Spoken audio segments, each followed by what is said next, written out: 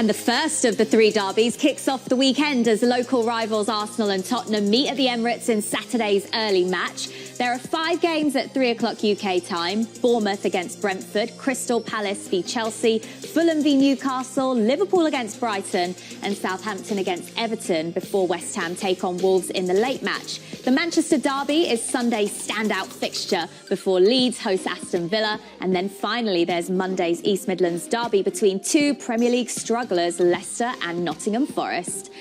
And joining me to preview all of the weekend's games, we've got former Chelsea and Arsenal forward Leanne Sanderson and assistant editor for the Mirror, Darren Lewis. Good to see you both. Isn't it nice to have a full set of fixtures back? We've got all of the football returning for the first time in what feels like forever. What are you looking forward to seeing, Leanne? Well, I'm obviously looking forward to seeing the Manchester derby and North London derby tomorrow. I'm not looking forward to Manchester United playing against Haaland. That's something I'm not looking forward to. That has to be said. But the Premier League's back and we're just all super excited. Haaland. I mean, I can't get enough Haaland. I think he's a wonderful player.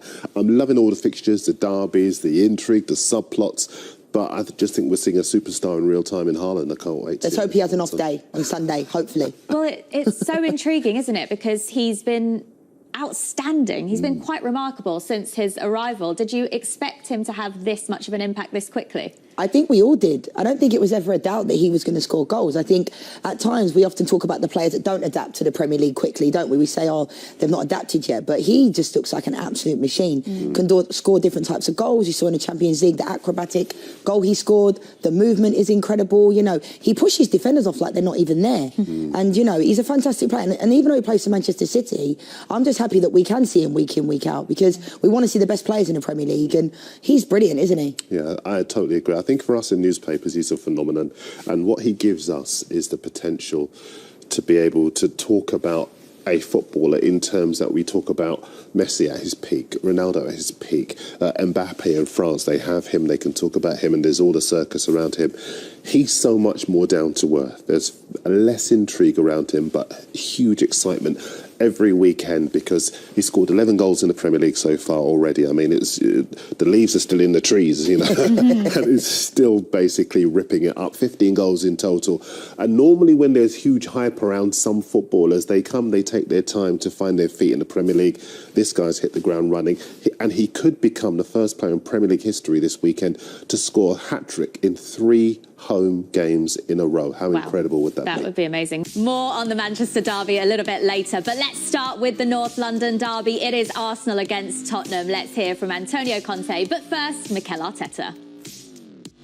I think it's all about emotion and just willingness to get to that moment and have enjoyment. It's the nicest game of the season by a mile for what it means to our supporters, for the history of it, and now as well, because looking at the table and where we both team wants to be becomes a really important match. So I think the word is excitement. For sure, Arsenal had a fantastic start. They lost only 1 game against United, and then they are showing to be a really good team. I think that in the summer they made a good sign for them and improved the team. That don't forget last season, in the last 3 games they were 4 points up than us. It means that we are talking about a really good team. What a way to start the weekend, a North London derby. It's going to be an absolute cracker. And what makes it even better is that we've got a North London derby where the winner will go top of the table. I know Arsenal are already there, but that just makes it even more exciting and more riding on it, Leanne. Absolutely. And I think, obviously, Antonio Conte, it's hard to believe he's only been in the job for 10 months. You know, what a miracle worker he's worked. If you ask Tottenham fans if they thought they were going to make the top 4, there would have been absolutely no chance in that happening. And I think what I like about what Antonio Conte did in his first transfer window, he brought in Kulusevski, brought in Bentancur from Juventus, players that he knew that were going to come in and do the job he asked of. And obviously last week, you know, 2 weeks ago when Son came off the bench, scored 3 goals. I mean, he's definitely going to start in this game. But, you know, I think it's obviously in England, it's probably one of the biggest fixtures in the calendar, isn't it? All the fans love this game and it's going to be a feisty one and probably the closest one we've seen in a really long time. That's a really interesting point, isn't it, Darren? Is this the closest we've seen these two North London sides when they've gone up against each other in recent years? It feels like it. Absolutely. I think you can throw the form of the last, 5, even 10 years out the window, because the recruitment at both clubs has been outstanding, and that's the reason for the change in both teams.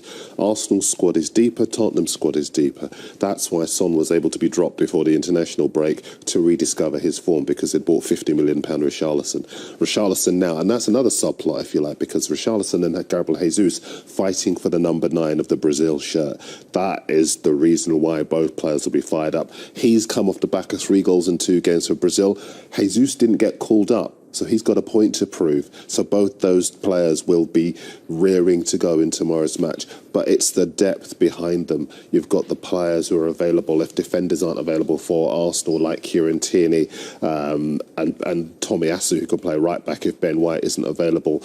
You've got Bissouma, Højbjerg, Bentancur, Skip, who's available again in midfield to give them the energy in the Tottenham squad. There are so many variables. I'm not quite sure how either team's actually going to line up. Yeah. In recent years, you were able to call the Arsenal 11 and the Spurs 11. Not this time. A fascinating game. I think Odegaard as well this year has been unbelievable for Arsenal, and they've had a lot of injuries this year, but for me, when you watch Odegaard live, he reminds me a little bit of Dennis Bergkamp. Yeah. And Dennis Bergkamp was my best ever player for Arsenal. I used to go to Highbury just to watch him warm up in the warm-up, and I'm a Man United fan. What a player he was. But when you see Odegaard, a lot of people have said young captain, but if he's fit, I think this is going to be a major factor in the North London derby, because he seems to lead that team in an unbelievable way. And Martinelli, Saka, and you're right, Darren, you can't really call what the starting lineup's going to be. And I've spoken about Arteta many times, and I've said I feel like he got away with quite a lot, because he won the FA Cup in his first couple of months. It was almost like, and he was Pep's understudy, it's almost like he got away with not being asked upon his role at the club, because they weren't doing anywhere near as well as they should be. Now they are. You can see his plan coming into fruition. A lot of young players, and they're playing at the top of their game. And if they don't make the top 4 this year, though, I do think still it will be a bit of a failure, because last year was a failure, let's be honest. They should have made the top 4 and they threw it away. But both teams are in a good place, and I'm really looking forward to this game. Well, when you're 7 matches into the season and Arsenal are top of the table, they probably didn't expect themselves to be up there, Darren. Do you agree with Leanne? Top 4 is the only way for Arsenal this season. Anything less is a failure? Yeah, I do. I think when you look at... The interesting thing about both clubs is that they've both done these documentaries to give you an insight into what life is like. And I think what we're seeing with Spurs is that they're in a much better place than they ever were under Jose Mourinho, because there's much more organisation. He has much more control, Antonio Conte. As far as Arsenal are concerned, I think that their documentary gives context to where they are now. I think it helped them, hasn't it? Especially Arteta. All of the low points, all of the difficulties. You've been a player, so when you go through something together, it kind of gives you a togetherness that helps you to fight. And what we've seen this season so far are signs of that togetherness inspiring progress. So they beat Brentford when they couldn't last season. They've beaten Fulham when they couldn't last season. They've beaten Bournemouth where they couldn't last season. And you're seeing small milestones that they're reaching. This is another big test. They didn't pass the first one against Manchester United, but I think that they will fancy themselves to pass this one against Spurs. Do you think they can be contenders, Darren? Yes. Because a lot of people... Not to win the league, okay. But I think they can... But if it gets to around Christmas and this is still the same situation, do people start questioning that? I know Liverpool and Man City seem, especially Manchester City, seem so much better. But I think, I agree with you about the teams they're beating, because I don't think this Arsenal team would have beaten Bournemouth, Fulham in the way that they did last year. Because I think a lot of people have said, they're only playing against these types of teams. They lost to Manchester United. I think at times people don't give Arsenal enough credit, in my opinion. Yeah, I do. That Manchester United game was the only time they've dropped points this season, and they still have a 100% win record at home. How much of a difference will it make that the game is at the Emirates? I think the away team has been the victor in this. I think it's something like 16 or 17. You just ruined my stat there, then. No, not really. No, not at all. Not at all. Now, I tell you why it's a good stat. It gives it much more intrigue, because this isn't the Arsenal team of the past. Yeah. And I think this Arsenal team, it's got defensive stability, it's got that steel in the middle, it's got that silk in Odegaard, and it's got that cutting edge up front. They didn't have that at any stage over the last 3 seasons. Jesus is a player up front who takes responsibility. He's got the energy of Martinelli behind him and Saka on the right side. And conviction. And the conviction he has, absolutely. and he always has that willingness. And I think the win against Brentford, again, was a great win for Arsenal, because I don't think we've seen an Arsenal team push aside. In a good team in form. Ivan Toney's in good form at Brentford, you know, Rico Henry's in good form, and they pushed them aside in a really professional way. And that's why I think you're absolutely right to call that, because some people will look at it and think, actually, that means it's going to be a straightforward affair. You know, it was 3-1 last season, wasn't it? I don't think that's going to be the case at all. I think it's going to be much tighter. Hugo Lloris is a doubt for Tottenham, though. How much of a blow would that be if he isn't fit for the game? Yeah, I think obviously, you know, there's been a lot of talk about this week about Oblak coming in from Atletico Madrid because he's out of contract soon. He's going to be 35. I think Hugo Lloris has been a fantastic goalkeeper for Tottenham, as we saw last season when Galini come in. He made that mistake, and, you know, it will be massive if he doesn't play.